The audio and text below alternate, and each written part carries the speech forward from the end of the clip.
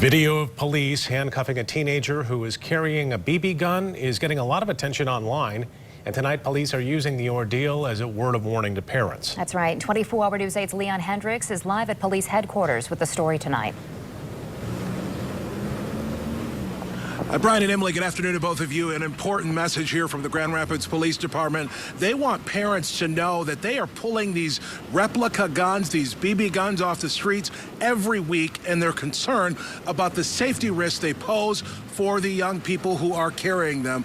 Let me show you some tape of an incident that happened a few days ago, apparently in the downtown Grand Rapids area, involving a 12, 13-year-old kid. The Grand Rapids police were called after folks saw him carrying what they thought was a real gun. So police came out. As you see, they drew down on this young man, and they went in on him, treating the situation as if that gun was real. They pulled the gun off of him. Thankfully, it wasn't real, but they showed us the weapon today, and it looked very real. It's a BB gun.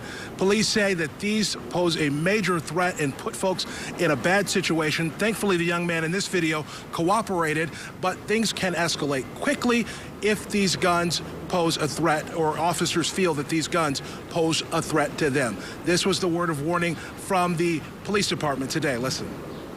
I mean, I would have to dare say at least a few times a week. I would have to imagine, just way more often than we'd like to be. Okay. And again, it's not us out keeping kids from playing as kids. It's people out using them in a way that just they're not intended to for, and it makes the community unsafe. The police say they have had an officer-involved shooting, at least one in recent history, where an officer shot someone who had one of these replica guns. Their recommendation is for folks not to carry them in public, period, especially not young children. Now, the Grand Rapids City Commission is considering an ordinance to make that suggestion a rule of law. We're live downtown. Leon Hendricks, 24-hour News 8.